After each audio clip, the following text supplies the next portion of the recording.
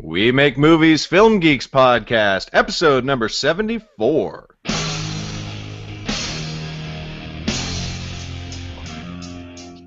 Welcome to the We Make Movies podcast, making the world a better place, one film at a time.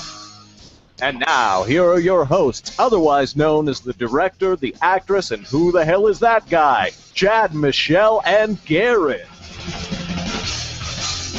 Hello, everyone, and welcome to the We Make Movies Film Geeks podcast. The podcast is all about how to get your movie made, how to get it seen by other people, and how to get it awesome. I'm your host, as always, Garrett Robinson. With me, also as always, faithful co-hosts Chad Kukahiko and Michelle Lucadou. With us, not as always, special guest Ryan Joseph Murphy. What's up, Ryan? Ooh, wow, I'm finally here. It feels so good. It's amazing. I'm a film. Holy cow. Yay. I know, right? Ryan, I haven't seen you on these Google Hangouts yet, but right now, this morning, you're giving us like a little bit hotter Zachary Quinto. Ooh. Wow. Ooh, okay. Thank God. As long as I'm giving hot something, that's great. For straight. That's a box quote, man. That goes on the B page. Hot is always hotter Zach Quinto. Hot is always good. Hotter and straighter. Hot and steaming is not as good as regular hot. No, steaming's like poop. Steaming takes away the hot. No, I said hot and just a bit. straight, not steaming. Straight. I'm just saying, steaming makes everything's better if it's hot, unless it's steaming. That's all I'm saying. Well, this show is already massively off the rails. We've been trying to get Ryan on the show for a couple of weeks now. We're very happy to finally have you on. Chad, you arranged the guest spot, so why don't you take care of Ryan's introduction? Okay, yeah. Ryan Joseph Murphy is the current media coordinator on the NBC television show The Voice, and is the writer of a new every other Wednesday article series on We Make Movies, WeMakeMovies.org, on our website, titled Entertainment World Wednesdays. Ryan graduated from California State University Fullerton with a bachelor's degree in communications with an emphasis on marketing. And Ryan has a passion for acting, writing, and has Machiavellian intentions to conquer the world, apparently. Oh. He is also a huge sports fan. Oh, Ryan, we should talk after the show. Yeah, no, for sure. Like Pinky in the Brain. Ryan, which one's Pinky? I'm curious. Ryan is also a huge sports fan and an even bigger Charger fan. So, Ryan, thank you for joining us. When I first met Ryan, he was working with Matt Sosin's Working Theater, and we'd meet at the three clubs every now and then, and just talk about what we were doing over at We Make Movies, and I kept trying to kind of get him to come over to us, and finally it did. It took like a whole year before we were able to finally get him to come over and find a good place for him. But right now he's helping a lot with our weekly newsletter, and he, like I said, he's doing this new series, this new article series. It's only a couple articles in so far, but he's also going to be. We're talking about him helping with the marketing of We Make Movies as well. So, so thanks again for joining us, Ryan. It's an absolute pleasure, Chad. I really, really love this podcast, and I love you guys. So I'm happy as hell to be here. So it's awesome. Awesome. I have some questions for you, if you don't mind. Of course, I will try to answer them to the best of my ability. So. We should just drop a quick plug that since Ryan manages the newsletter, anybody watching should pop over to WeMakeMovies.org/newsletter and subscribe. Yes, yeah. absolutely. Yes, do that. See the beautiful newsletter work I'm doing, please. So, how exactly did you get involved with The Voice, and what is it that you do over there? Is it fun?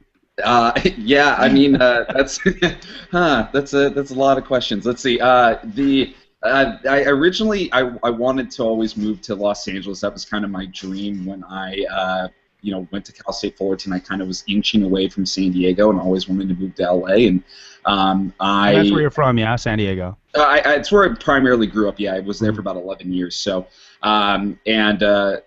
when I had a friend who I knew for a very long time. We had just kind of gradually kept in touch, and she was working on the show, and I actually needed just kind of a quick thing. I was like, I want to move to LA, but I want to have a job, and I just said, hey, can I transcribe for the show? And she's like, yeah, of course. So that only lasted for a few months. There was no guarantee of ever coming back or anything like that. And for those who don't know, transcribing for the show, there's so much filming that goes into reality shows, especially just a ton of B-roll, a ton of stuff for these live, like, battles, blinds, stuff for the voice. So there's just a ton of reality that you have to transcribe because the producers want to know, obviously, what are the bites they want to get, and then the editors can cut them inside of Avid with script sync. I know this is a lot of stuff for people who don't know the post-production world, but that's primarily where I'm at. And there's a lot of post that goes into the show, by the way. We work with about 40 editors. So for the show, it's just a show at this point that just keeps filming, and which is a great thing. I definitely not complaining about the work, but it's definitely a show that has worked for a while. And for me, I kind of got a chance to become a PA after a transcriber, and then after that, I got an opportunity to become the media coordinator for the show.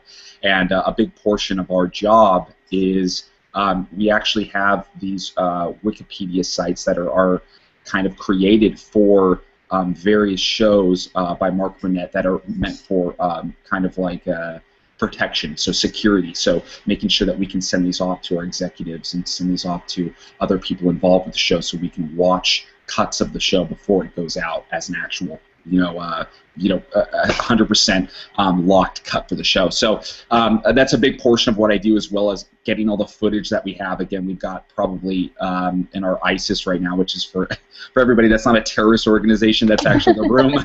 That's actually the room that we keep a bunch of massive amounts of tapes for the show, and I think we've got about 300, 400 tapes in there right now for the show. So it's just a really big production. It's an amazing experience that I've been on for the show. It's really insane how much work goes into this, and for these people that do all this work, it's so time consuming but really rewarding. It's just, the show's been honestly doing amazing. It's still NBC's #1 hit show, and it's probably not slowing down anytime soon. So it's been a pleasure to be on it, and just to be able to come to LA and be around more creative people like Michelle, Chad, Garrett, these type of people. So it's been very cool. Flattery. So, Mostly Michelle and Chad. Let's be honest. Let's just totally Mostly put that out there. What? And Garrett's how long the writer ago? here. So. How long ago did you start doing it? I mean, how long has it been since you started? It's been about 2 years now. So wow! So that's fast. Crazy. That's fast. You're moving on up, man. Yeah, I mean, that's awesome. Just putting my time in. What can I say? I mean, trying to do the best I can. It's hard work. People are there for 10 to 12 hours a day, sometimes longer, depending on what needs to go out. But in post, we never sleep. And I've definitely learned more about post-production than I've ever thought possible. So it's been cool. It's very good education, and just seeing a massive show, how it works, the production of it is also pretty insane. So I've always had this belief that it's not just it's more something that I've noticed is friends of mine who work on various different shows. I've noticed that there's kind of like everyone has kind of its separate sort of vibe. Like a friend of mine who's in sort of the Grey's Anatomy world, who has been for years. I get the sense it's super like backstabby, and then the people that I know from the whole The Office world, they're actually really nice, That's one thing I wanted to, I was very interested in the same thing, because I'll be honest, I hated like singing reality competition shows. Certain other big ones that shall not be named always really got on my nerves and everything.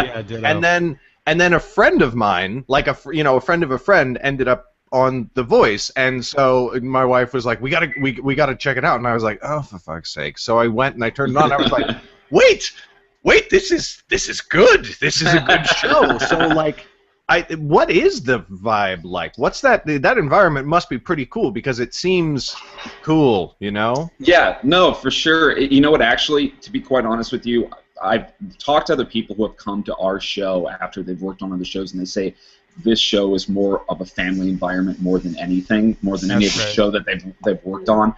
Everybody knows everybody. I'm friends with so many of the editors. We've gone out and obviously had drinks afterwards and stuff, and everyone honestly seems they work really hard, and I think when you work really hard on something that everybody's trying to do the best job they possibly can on, you end up bonding with a lot of people just because you're in the trenches, you're trying to do the best that you can on the show, make it the best product possible for people to see, and yeah, people work extremely hard on this show. I can't speak for any other major shows. I haven't worked on them. I can just speak from my experience. I just know that the department I work in, we bust our ass to try to make sure that this is the best product people are going to see. And you're right, Garrett, in the sense of it is different than a lot of other singing reality shows, just because it's not a show that I think for many people they love to see the personalities of these musicians, these coaches that they don't normally get to see, and then at the other end of that spectrum, they also get to see.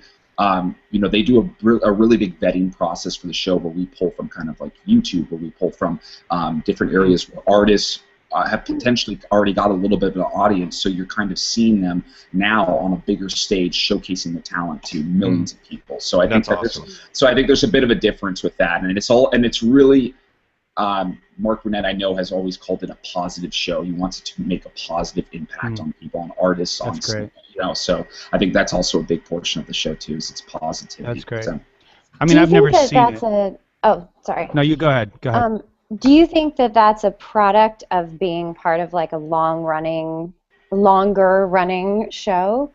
Because do you think people have just chilled out and been like, hey, let's just do our job, as opposed to kind of like stressing out and trying to climb the ladder and stuff like that? I also want to know, what's Mark Burnett like? I've actually never met Mark Burnett. I've seen him set many times. He's usually with whatever his own crowd or his own people, what have you. His entourage. Yeah, his entourage, exactly. Our main showrunner is Lee Metzger, amazing guy. Honestly, a very, very stand-up dude who you can always go and talk to. There's really not a lot of ego with him at all, and which is extremely rare, I've heard, for most of the shows in the industry. So, and he's our showrunner. Mark Burnett's our executive producer, and then at the other end of that, for the show, I think you kind of hit on it, Michelle. I think that there's at some point you have a show that's been running for a while. It's a hit. Everyone knows that, and at this instance now, it's just like, let's make the best product we possibly can. Let's not, have a lot of infighting, and let's just, get the best show that we can on the air. And everybody is very detail oriented and very, secure in their job at this point, that they know that they're just going to do the best job they possibly can. And everyone is just, I think, trying to also put on the best face that they possibly can. You have no idea where the show might lead. You have no idea what people you might work with. So I think that that's also a big thing too, because but that positive spin was from the very beginning, right? I mean, I remember, mind you, I've never watched the show, but from people, because I don't really watch reality TV. It doesn't interest me, but I do. When there's a couple of shows that are in reality, and then you hear really good things about them. Biggest Loser is one of them, and The Voice is the other. I mean, it's really those two.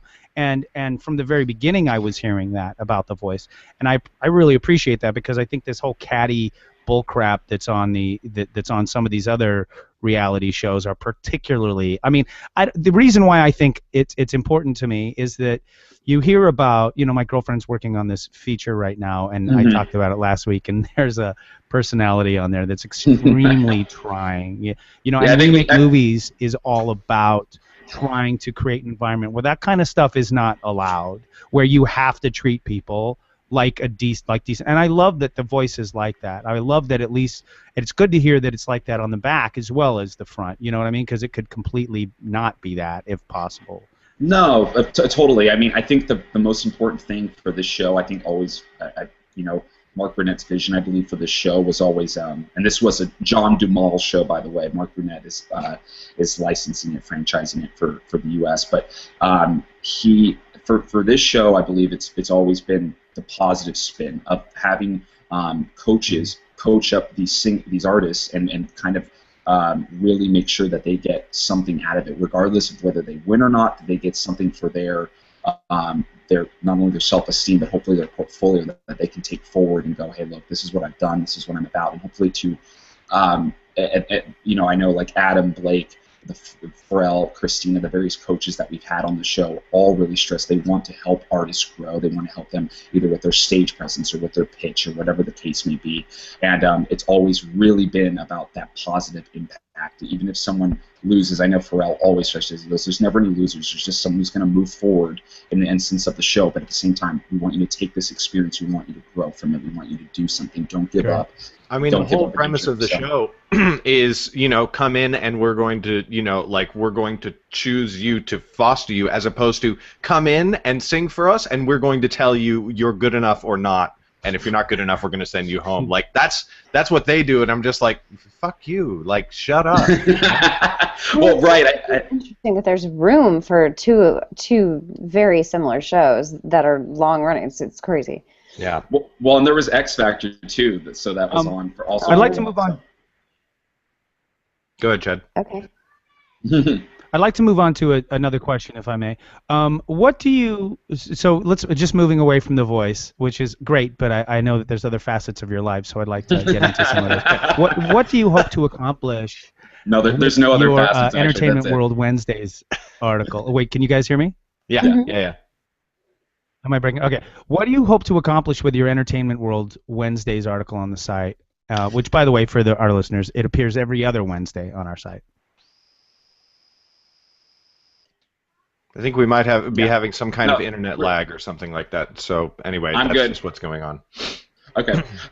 Yeah, Chad, so for the Entertainment World Wednesdays, that was something that I know for the people, some of the people listening, they know Sapna, part of We Make Movies as well. She actually came to me and asked me, potentially if I wanted to write a blog. And I actually really loved the blogs that were always on We Make Movies every week. I read a good deal of them. I love Michelle's Fuck It Fridays blog is great, and Valentina's and Chad, yours as well, your Tech Trade Tuesday, and so I really enjoyed these, and Sam's actually too is one of my favorites. So I really enjoyed all these, and I was like, well, can I provide something different that's going to hopefully get through to people that maybe can be another niche space in We Make Movies? And I thought, well, I work on a TV show, I've got a marketing background, maybe I can do something that kind of combines them. So I've kind of tried to make it a blog more about what's going on in entertainment in terms of marketing and business, and hopefully that can be the little differentiator for people. I know that the last blog that I did was kind of concerning the Super Bowl, specifically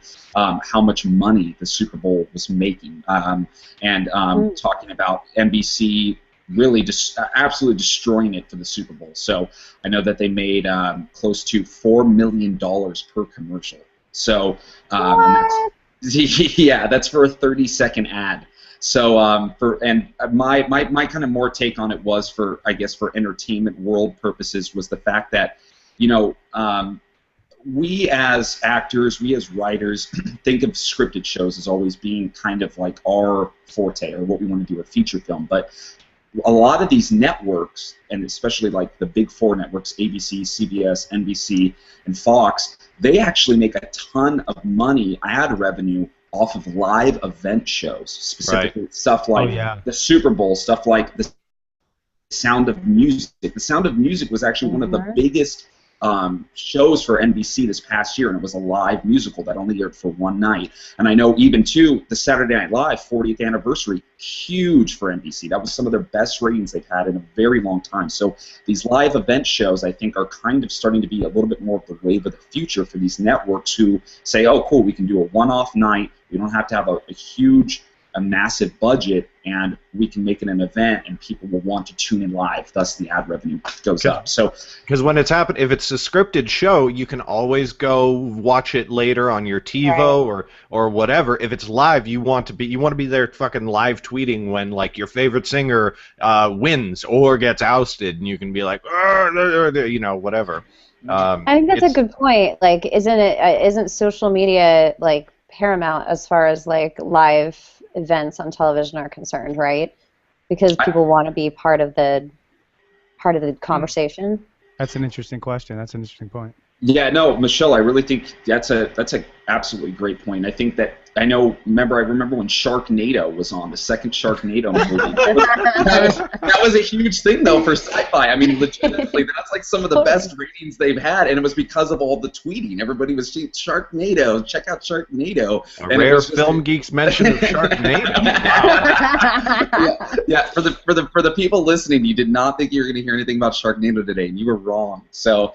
No, I think that that's a great point, and I think that social media has changed a little bit of the way we watch television and we watch movies, and it's really, I think, made it more of a live experience. You want to see what's everyone's reaction. I have no doubt that the Oscars will probably do well on television tonight, specifically because of that. People are going to be live tweeting about it. People are going to be talking about the winners and the jokes and everything. So, I think white people will anyway. I think Michelle, are you going to be talking about that later in the show, maybe? Yeah. I'm glad I could do a lead in there. That's great. So, but I think that is truly a big portion of why these networks are potentially looking at live event shows. It's just they're trying to find a way to keep their audience the whole way through, because they know if they do that, the advertising dollars are always going to go up.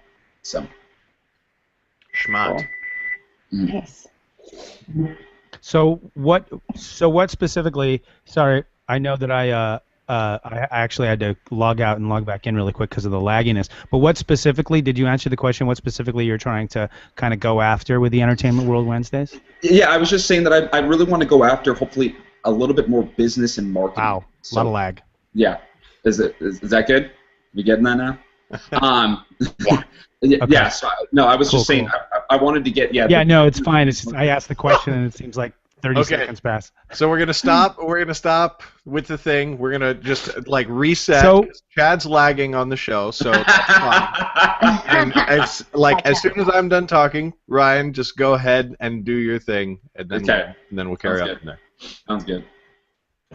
Well, so Chad, I was gonna say, in terms of the entertainment world, the world news, the World Wednesdays, I wanted to do hopefully something that's going to combine entertainment marketing together, and hopefully kind of provide a different spin for people who want to hopefully get to know something different about the entertainment industry. So, for me, it's like I was talking about the NBC, the Super Bowl thing. My first one was kind of about, I know I was kind of stepping on Michelle's turf a little bit. My first one was about kind of actors and hopefully marketing yourself as an actor, finding your type, finding your look, and going after that. So that's the kind of articles hopefully I want to write, is more business-centric, hopefully for entertainment people, and hopefully news that's going to impact, hopefully, entertainers moving forward. So. Which is awesome, because you got it. You have to balance the art side of your art with the business side. So that's great. I'm going to take over on doing the questions, because we do have Chad's lag happening on his end and everything. It's all good. There's a dirty joke in there somewhere. Chad's end is a little bit laggy, and let's be honest, a little bit saggy. No,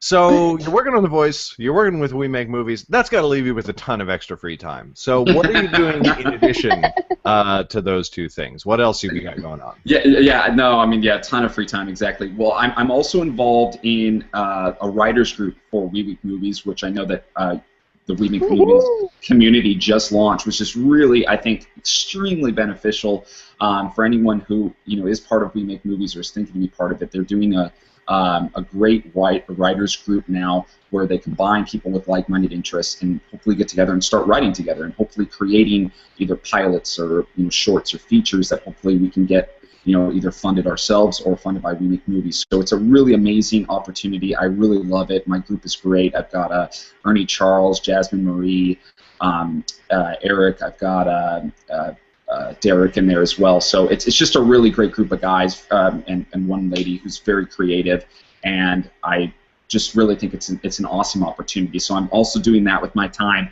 and then just normal kind of day-to-day trying to live, trying to do it. So with the various amounts of very little free time that I have. So I know that the girl I'm currently with right now, she's very happy about all that free time. What's his name? None. Is he gentle? Yeah, exactly. Fantastic. So what do you think about the as you know, and as most of our listeners will know, but for anybody who's new, We Make Movies recently moved to Patreon business model. Yes. I did it! Congrats. I just creamed my pants a little bit. Yeah. We are now like fully funded by the community and by our supporters and everything like that. So it's not all being paid for by one person in the group, and we're also not relying on a sponsor who kind of then is either we make it or break it. Like we're making it on our own with the support of the community. So, what are your general thoughts? Good thing, bad thing? How do you think that's going to like roll out? And I honestly think it's a great thing. I think it's kind of, to be quite honest, I think it's creating a lot more ownership within the community. I think that people are far more willing to go to work for their own product and to try harder for the community and their product when they have money invested in it. Right. I think that's just anything in life. So I love what's going on right now. I think it was a logical step for the community with what was happening, and I think that it's great that there's no ties to anything else really besides the community itself. It's community funded, so it's all about what does the community want to do? What does the community want to accomplish? What are our goals? And then working together to hopefully continue that. So I feel like it's a great step. I know I told Chad this a million times that I thought personally it should have happened sooner, but I think that it really is great, and I think that everyone who is going now to the meetings is seeing, I think, almost to a level of work that's, I don't want to say better, but I think it's just more invested. I think that people are far more willing to want to get their stuff out there because they're paying for something now. And for actors who are out there doing acting classes for hundreds of dollars a week, and for people that are going to workshops and everything, I think that the rate We Make Movies is charging is dirt cheap. It's extremely cost affordable. I mean, it's $10 a month, and you go to 4 workshops a month. I mean, that's pretty insane. So it's a great value for what you're getting, and it's a great opportunity to network with other people and to hopefully continue your journey of whatever you want to do as someone working in Los Angeles in the entertainment industry.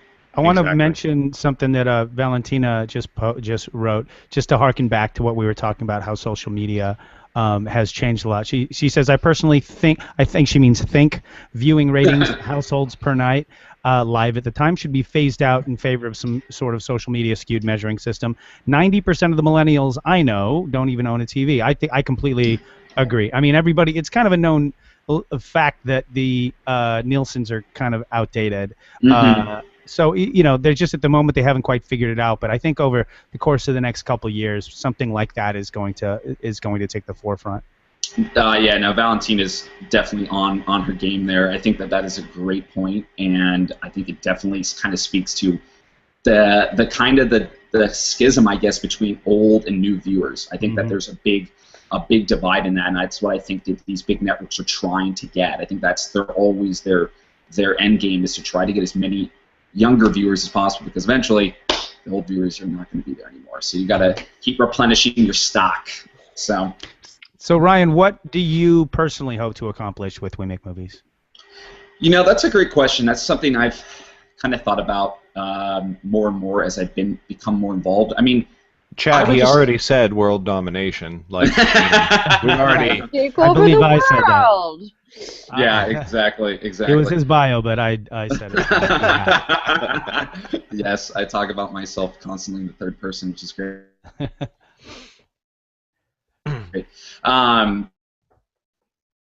Uh-oh. Looks like Ryan, you're lagging just a little bit, so why don't you take that back, because some of your words skipped out. I accomplished has been all right. I think what I hope to accomplish is hopefully to form a tight-knit group of friends within the LA community that want to change the way we do business in Hollywood. I mean, that's what I would love. I would love to have a group of people that not only want to create great art, which is something that I've always wanted to do my whole life. Art that means something to me, art that is important to me, but also to change the way we do business. The world is constantly changing with the way that we view certain shows. Obviously, like Valentine said, most of us in my generation don't even own a TV. We're constantly watching things on computers. We're watching things via streaming networks, and I just think that there's an opportunity right now. I think this is the change that if we can get in front of it and hopefully change the way that people view stuff, change the way stuff gets funded, that you can have a more, I guess, more art-friendly and business-friendly world, entertainment world that you can hopefully live in and hopefully make a living in. I mean, I think that's kind of, I think at the end of the day, that's what people want, right? They want to create art that they love and also at the same time make a living. I think that's the dream for many artists. And it's an extremely hard dream to accomplish, but I think that if you have the right set of people around you and you have the right passion, I think that can happen. So that's really what's grown, kind of attracted me to remake movies. So yeah, and there's also, there's things that are changing in the industry today that are making this sort of like outrageous fame and fortune less and less of a possibility, but it's so much more possible to actually survive, to actually make a living. And so there are hundreds and hundreds of YouTubers who are proving that is true, are all around us every day. But I love how, just quick side note, how sort of self-congratulatory some of those questions that we gave you were. I wrote all the questions, so it's completely my fault, but it didn't dawn on me until we were answering the questions. I was like, oh, this is amazing. We're totally stroking ourselves. It's is there anything else? In what ways are we essentially the best people in the world? Yeah, exactly.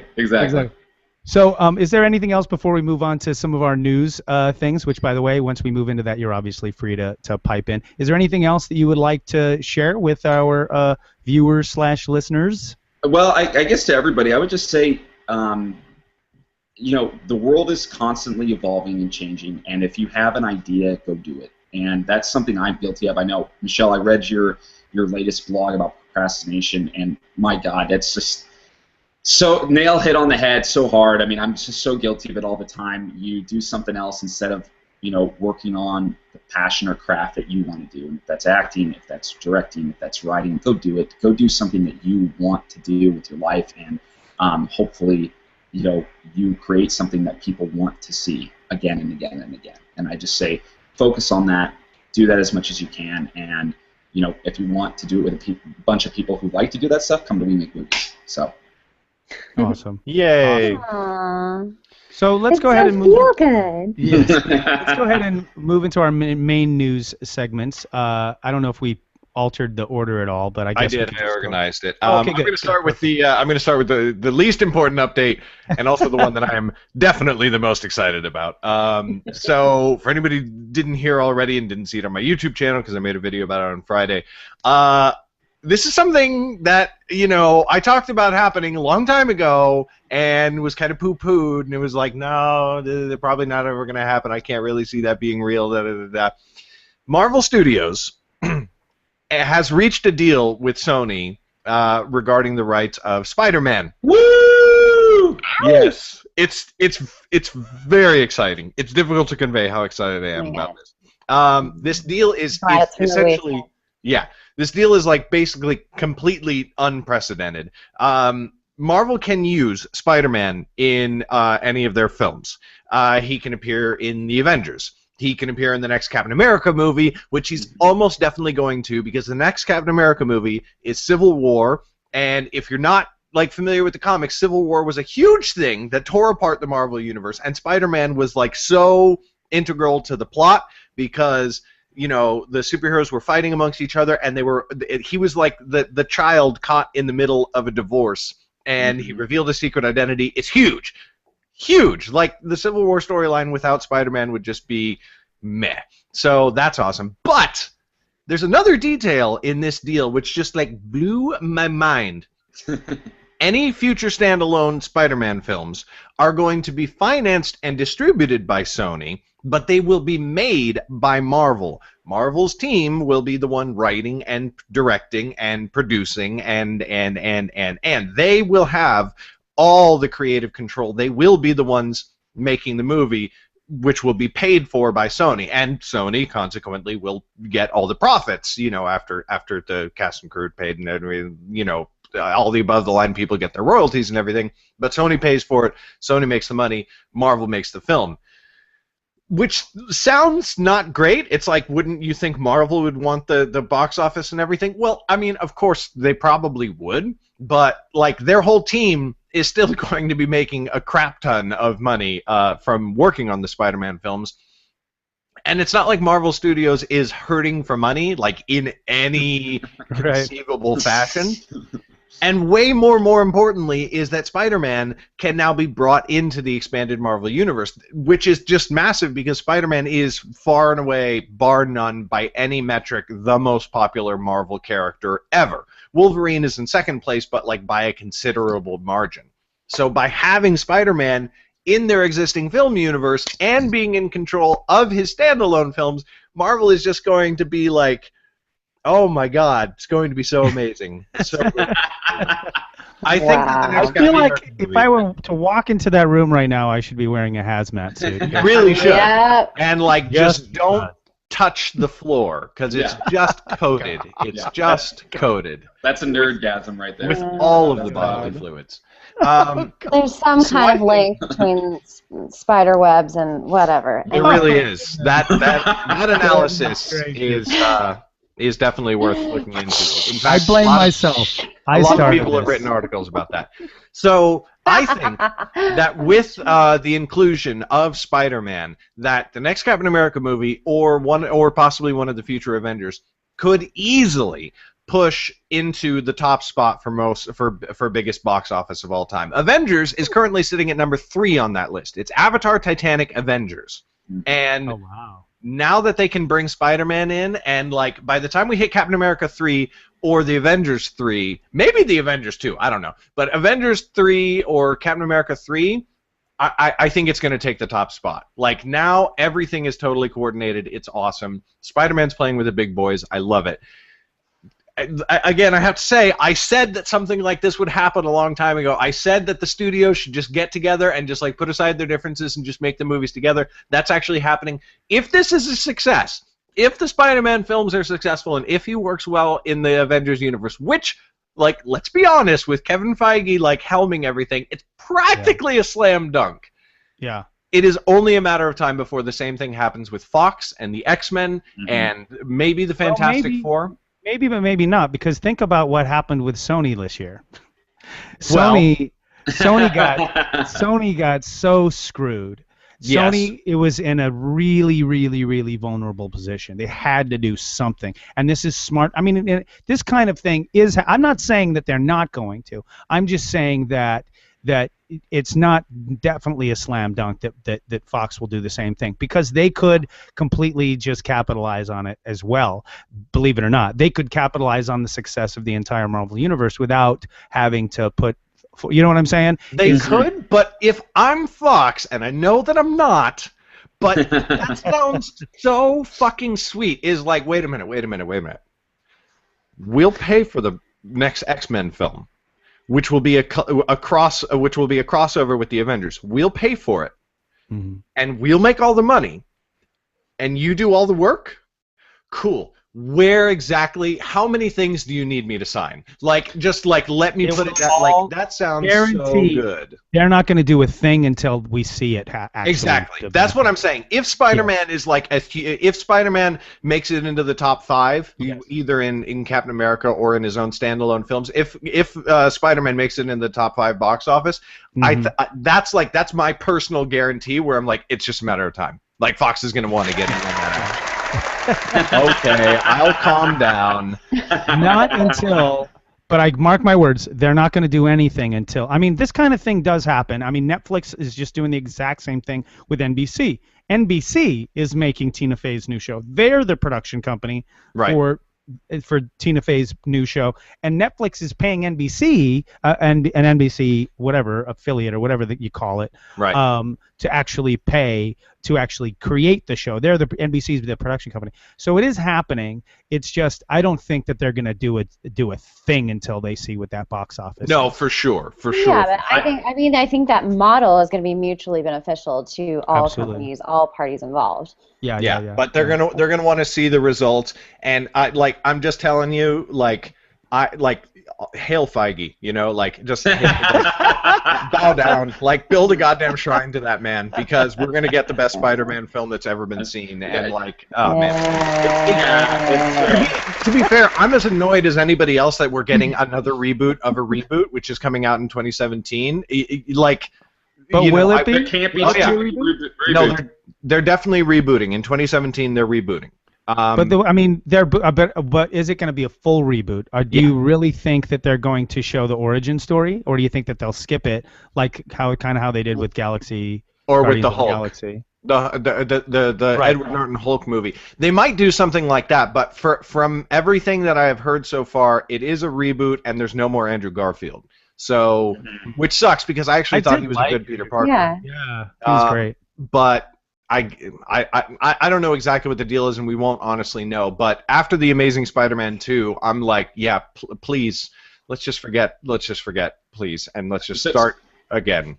So my question is, does it sound crazy to cast if Eddie Redmayne wins the Oscar tonight for his film Theory of Everything? Is it crazy to cast him as Spider-Man in the next Spider-Man movie? Who's he? Maybe. Yeah. I don't know. Is he the Boyhood guy? Who's he? No, he's the guy who plays Stephen Hawking. He's 33. He's like, too, yeah, no. Yeah. Nah, too old. They're talking about. You being all ages now? well, Peter Parker's Hello. 15. So I don't know if that's ageist. It's like if they had cast a 20-year-old as Gandalf, yeah, be a little bit I'd be like, no, fuck you, sir, fuck you. So, But he looks young.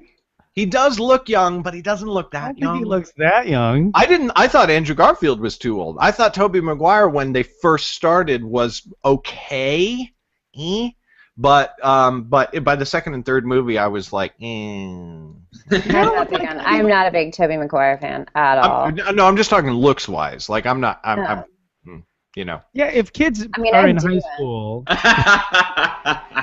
if a character's in high school, they should at least look like they're pretty close to high school. It Right. should. I mean, like that's what I loved about the what do you call it, Jump Street movie. 90210. No, Jump Street. 21 Jump Street. The movies of 21 Jump Street. They were constantly talking about how old they were. Like the second that was jokes in the 20s in 22 Jump Street. That one actress was. I don't know if you guys clearly haven't seen this, and I'm making. Oh no! Yeah. I've seen him. Yeah. Yeah. They're So great. so funny. Anyway, let's move on. Yeah, if let's we- move on to we may. something less geeky. Oh. So my brother Denny Kukihiko has been working a lot of sports gigs around the country for the past couple of years, and it's picked up a lot this past year. And apparently, I didn't know this, but my brother he basically just informed me of this last night. Everything that I've been talking about since we first started this show about almost 2 years ago now, regarding sort of the onset of independent. Well, it's.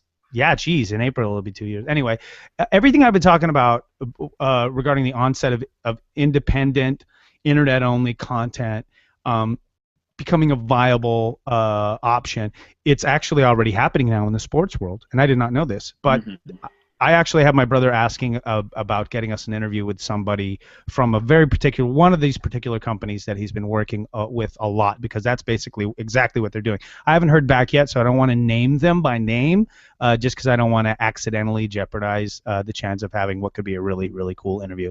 But I don't see the harm in actually mentioning sort of generally what they're doing.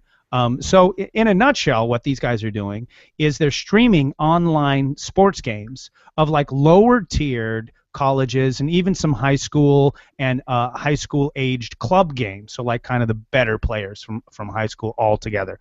And some of the companies that my brother has been working for are showing the games on cable.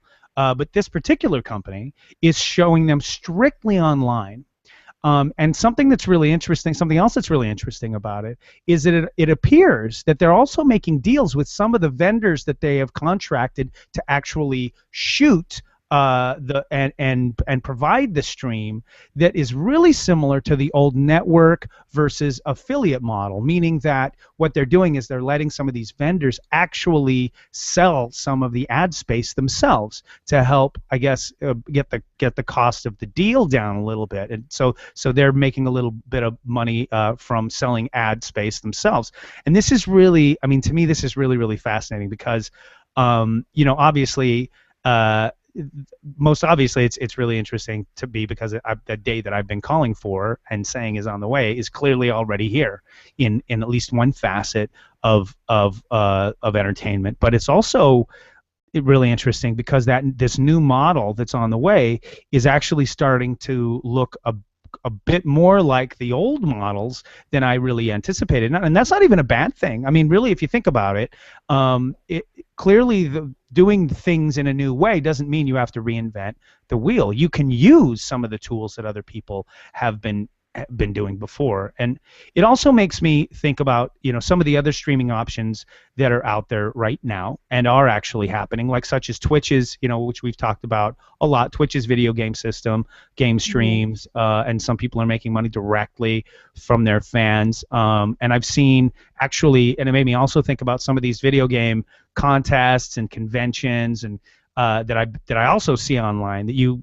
kind of have to be in that world to even know that it's happening or get the link, but I kind of am in some of those worlds, so I have seen some of that stuff. And the technology is clearly attainable at all kinds of different levels, and the audience that wants these niche content shows, they're clearly large enough. Or at least they're at least in demand enough by those brands, so the brands will pay for the streaming, the creation of the video, whatever. But it's the day is here is basically it, and the opportunities are arriving more and more every day. I mean, just the last step is when is this going to become a viable option for scripted? That's all that's left. Right.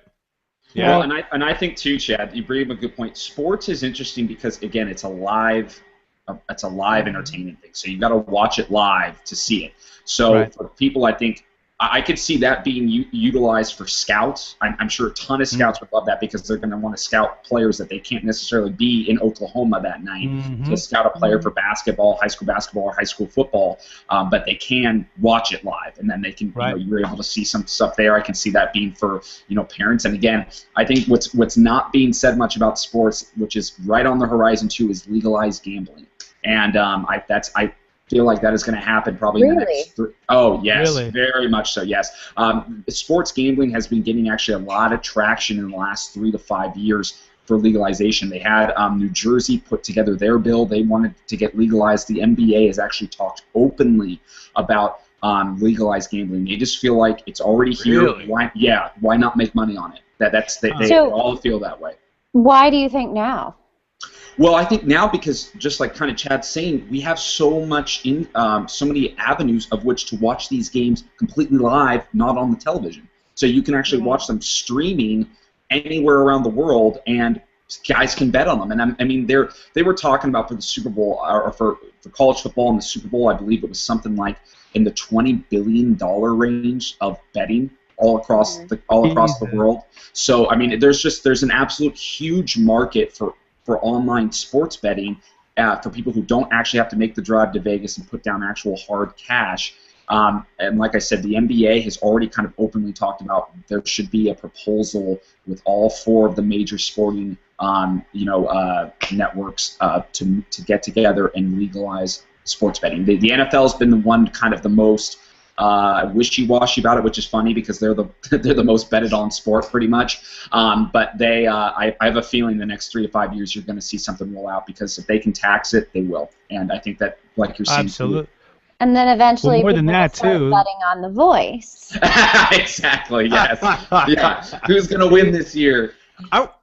Sorry, I don't think the NBA or the NFL really care about it getting taxed. What they want is a cut. Right. Yeah, and if it's legalized, exactly. they can demand a cut, Right. No, I want to. They're getting a cut of nothing right now, so they might as well. Exactly. Yeah. I want to interject before we move on something that maybe is slightly more like applicable and whatever to our audience in terms of, because like I don't think that necessarily the majority of our listeners are into the, you know, like live streaming of sports and online thing. I'm sure there are some guys out there, but in terms of being an online like streaming like personality type thing, Chad mentioned Twitch earlier, and something happened this week that I would love to talk about more. I'll try and mention it next week if I can remember to. Where there's this streamer who plays this game called Hearthstone, which is an online card game. It's just a card game. If you know like Magic the Gathering, it's very, very similar. It's created by Blizzard, the same guys who do Warcraft and Starcraft and everything, and it's got the Blizzard magic. It's intensely addictive, and you buy card packs just like you buy like real physical card packs, and certain cards have rarities, and you play the game. And this is one of the most popular streaming games of the last 2 years, period, because it's fun watching, seeing what cards they get, and seeing what like the other opponent, like their opponent, like plays some card that you weren't expecting, and like you're sitting there watching, and you're like, oh damn it, or you know they win and whatever. So I've been watching this. I don't know if I would do that. I don't know if that would quite be my response. Yeah, no, totally. But like, if you're into that sort of thing, and I've been watching all these different. I've been watching all these different players and you know, people in other countries. I mean, I only watch them if they speak English because I mean, you know, like it's not really entertaining to me. Because it raises is that reason. I mean, come on, like it's the same reason I don't like watch French television. I'm sorry, it's not bad. It's just I don't know what the fuck's happening. So I've been watching all these different people, and there's like you can donate to people who are playing. You can just give them money, and you can also subscribe for $5 a month, and they get I think 50% of it. And if they're like really popular, they negotiate with Twitch, and they get more than 50%. And I've never felt the urge to do that. Never, ever, ever. I don't like. I'm just like cool. I enjoy watching you, but whatever. But then I started watching a guy who just was the right personality. He's this chill Filipino dude who lives up near San Francisco, somewhere in the Bay Area. I'm not really sure. And he just hangs out. He plays really good music. He makes lots of funny jokes, and he's just a guy I would love to go grab a beer with. And he's really small. Really, like no, not what I meant. Yeah. Not what I meant. A really tiny audience, you know? He's really fucking good at the game. Chad, knock it off. He's really fucking good at the game, and he's been getting noticed by bigger and bigger streamers who keep sending their audiences to him. And after watching him for like 3 or 4 weeks, I was just like, I want to fucking subscribe to this guy. So I did. So now I'm subscribed to him, and just like he's the exact right kind of personality. So if you're getting into the streaming thing or want to do online video at all, like content obviously matters. Like I wouldn't enjoy the guy if he like sucked at the game or whatever, but like personality is fucking everything, man. People just want to hang out with you, whether it's social media, online video, YouTube, Twitch, whatever it is. Personality is king. It really is. I mean, that's like everything. Correct me if I'm wrong, Ryan, but it's like that way in reality too. I mean, it's like 90% personality driven. Yeah, that's an easy slam dunk there. I mean, but I mean, really though, how like depressed do we normally get when we hear that our celebrities are douchebags? I mean, like it's like exactly, exactly. We don't want our heroes, our role models, our Spider-Mans, you know, to be douchebags. We want them to be. Yeah. And you hit it on the head when you said when our celebrities are douchebags, because like they're ours. There's this. That's true. That's my Ryan. That's interesting. How much, Jared? How much is the subscription? $4.99 a month. Wow. Yeah. And I know plenty of people on there who are subscribed to like multiple. Like there's one guy who's like subscribed to 25 different people. Clearly, he has too much money. Like fucking subscribe to me. Yeah. So let's Michelle, why don't we move on to yours? Yeah, let's do it. Well, mine's a little different. I think it may be kind of interesting since I'm really white. I'm not just white. I'm like the whitest of the white. But we're talking about diversity today. I know, right? What do I know? But I find it so interesting. Because it's pilot season, and I've been like looking at all these breakdowns and like going to these auditions, and like it's crazy. Everyone is flipping their shit. But this pilot season is like vastly different from last pilot season, and it's because of diversity. Like there's this crazy push toward like racially diverse shows this season, which I think is great. I fully support it. I think it's amazing. I mean, and like not shows that like have the token non-white person or like the friend that's like African American or Asian American. Like these are shows that are like led by like non-white people. And I think it's great. ABC has the first like Asian-fronted television show in 20 years. 20 years, like fresh off the boat. It's fucking funny. It's great. I think it's hilarious. It's like inappropriate. It's wonderful. There's like the NBC drama. Like then they're changing them too. Like so, there's all these pilots. Like NBC. I was reading that NBC drama "Love Is a Four-Letter Word" was originally written for like two Caucasian people, a Caucasian couple, and now they're African American, which is great. And the same thing with like ABC had like an update of like John Hughes' Uncle Buck, now non-white, all non-white casting. Yeah, I can see. Which like okay, so that means like less jobs for like me, which it's always about me, right? But it's good. I think it's great for the you know like and then they're in development with like Jennifer Lopez, Eva Longoria has a show, Jared Carmichael. It's all cool. It's all very exciting. It's also making television represent like the colors of our country. It's crazy that like it's like 80%. 10 years ago, like 80% of the people on television were white, and like 50% of the people in America are white. So like shows like Jane the Virgin and like Blackish and like How to Get Away with Murder and Empire and like all these are doing really good. So by far it's the most interesting and diverse and exciting pilot season ever, which is totally cool. I love it. At the same time, like this is Oscar Sunday and What are the Oscars? they're all white. They're calling it an Oscar whiteout.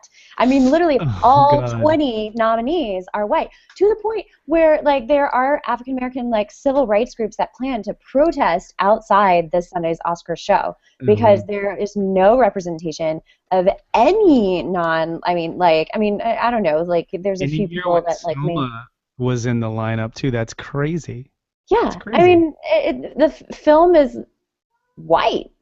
So it's just so funny that like that film and television are going completely opposite ways as far as diversity concerned. And so I guess my question is like, do you think this year is like an Oscars fluke? Or is like this where film is going? And like, because there's so many brilliant non-white film actors out there. So what's happening? What happened to the film? I think personally, for instance, in the case of Salma, I think that it was almost a clerical error to some degree that they got. I mean, the fact that they got in under in best film. I know it's one of the 8 films of best film, but I think that they almost had to kind of throw that in because for some reason it kind of came in super last minute was the thing, and I think that they had already decided by the time. I don't know if there's any truth to that, but that's what I'm hearing. And I don't know what other. I think it is a fluke. I think it's going to be sort of a last gasp kind of situation. But it's taken a long time for film, especially major feature films, to be truly representative of the diversity in our actual country. You know. Yeah. Anyway. I mean, shout out to Tyler Perry for spearheading and like building his own freaking studio down in Atlanta and like creating opportunities for non-Caucasian actors. Like Tyler Perry's like rocking it, but other than whether you like his movies or not, the guy makes more money than. I mean, that's no, the thing. seriously. There's an audience. I mean, it's obviously selling. Totally. The guy actually makes more money than Steven Spielberg because he owns everything. He pays for everything. He owns everything. He's not getting a cut after the studio takes it, you know. So like, Medea gets rich. I've auditioned for one. A lovely experience. I was the best white girl. Really spearheaded this whole move. HGTV. By the way, just a quick note, Valentina would love for us to talk about Fresh Off the Boat, please. Who's seen it? My girlfriend has seen it, and she loves the show as well. She says it's really funny. And the I've actually heard a ton of people say it's really, really funny. So yeah. There's one famous Viner who I can't remember who it is, unfortunately, which sucks. I would love to give the guy's name out because he's a terrible person. Who like went on a Twitter rant about the diversity in television, and it was like it started with "I'm not racist, but," so that right there, red flag. Oh Lord. And it was like is NBC just trying to tick off all of the diversity boxes? First we get Blackish, then we get Fresh Off the Boat, and then he said, "Please don't take this out of context. This is not me saying this. This is me quoting a famous Viner on their tweet. What's next? The Wetbacks?" And it was just like, oh wow, wow.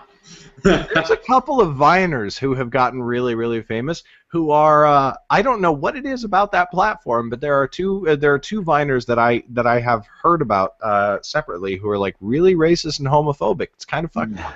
Well, I think here is one thing that I do think is a little bit ridiculous about it. Like, it is very obvious that like the networks are going like, "Hey guys, let's find a Latina show.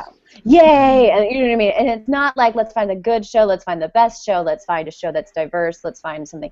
I mean, so, the question is, I think eventually I would hope that we get to the point where we are picking the best material and the best actors for the job. Mm-hmm. and then the rest is history. I mean, correct me if I'm wrong, How to Get Away with Murder was not written specifically for an African American led cast, yes? Right. Like, wasn't it? I mean, like, I know Viola Davis got a hold of it and was like, "Hey, this is great. This is what I would like to see happen in the future of television: is that the right person, the best actor, gets the job." And largely, I feel like casting should be colorblind. Do I think there should be shows like Blackish and Fresh Off the Boat that like really are specifically written towards a certain type of or race or class or whatever of person? Yeah, I think it's great. I think it's indicative of America in general. But in the grand scheme of things, it would be great. I hold a similar viewpoint, but I think that viewpoint is almost a little too idealist, because I feel like if you don't actively make an effort to tell stories like Fresh Off the Boat, which is about people who are fresh off the boat, Asian people specifically. If you don't make an effort to specifically go after that kind of story, then color blindness often leads to lack of representation. You know what I mean? Because if you're not actively, like Chad, you probably have a lot of reality with this. If you don't actively go after Hawaiian stories, if you don't actively go after stories made by, Hawaiian filmmakers and actually try and tell that story, then, if you've got 80% of the, or what is it, 60% of the country is white, the majority of scripts that are going to be written and be submitted to the majority white producers of the world are going to be white stories about white people doing white things. Yeah, don't. Inertia is true not just in physics. Inertia is true in human nature and in business, more importantly. And the fact is that, and it's the same thing with, like, people are saying, "Oh, but I didn't steal all your land from you 200 years ago. That was my great-great-great-grandpa." Yeah, but you know what? You still are benefiting from that. So that's why, like, I am actually pro equal opportunity for that reason. It's going to take some extra effort to equalize something that happened, a long time ago, but the benefits you're still reaping them. The entertainment world is very much like that. I want to say one also quick thing. Valentina has some inside information about the whole Selma situation. She says Selma didn't really have a strong marketing push, in parentheses from people who are listening to this. I actually discussed this is Valentina saying this, with someone from the Paramount marketing department, end parentheses. They didn't reach out, and there was a snafu with their screeners. Also in parentheses, she says, as in they didn't send them. So I had heard sort of anecdotally that there was some stuff that also didn't help Selma whatsoever,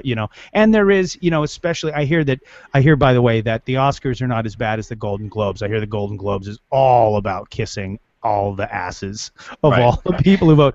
But Well, can I say something really quick too? I mean, isn't this is not even talking about someone, but isn't this kind of like I just feel kind of a weak Oscars? I mean, I didn't really think there wasn't any. I mean, there was a few movies that were really good, but I mean, overall, I thought it was kind of a weak field this year. So I mean, yeah, I'm very much not invested in the Birdman. Oscars this year. I'm usually so somewhat invested, but I'm I just never care about the Oscars, but some of the films that came out this year are. I mean, mind you, I haven't watched a lot of the really, really, really good ones. I watched Birdman, loved it, but I like Whiplash. It just honestly, I really want to see it, and I know it's a fantastic film, but it's just I don't want to watch it for a little bit. I want to wait because I'm not into films that are hard to watch right now, just because Right. I'm editing so much, yeah. sure. No, I But it mean, is like, I mean, Whiplash is like a great little Cinderella story as far as everything is concerned. That's like, I think Okay. that's Did why you it's. watch it?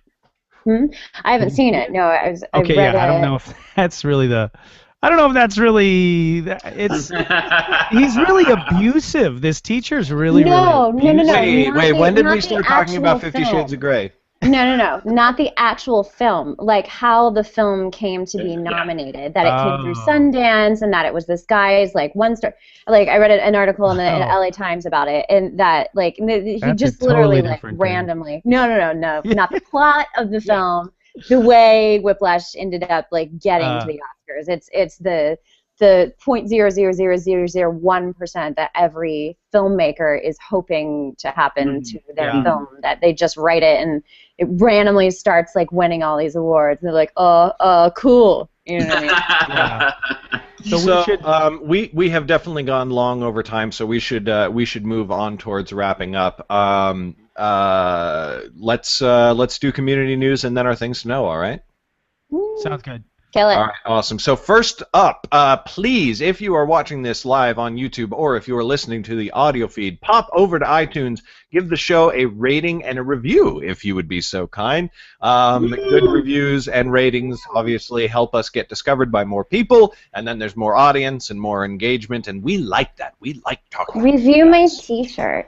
Review Michelle's T-shirt. If you're listening on the audio feed, you're missing out because it's a unicorn scraping its ass along the ground like a dog does sometimes, and there That's are rainbow. rainbows trailing along on the ground behind it.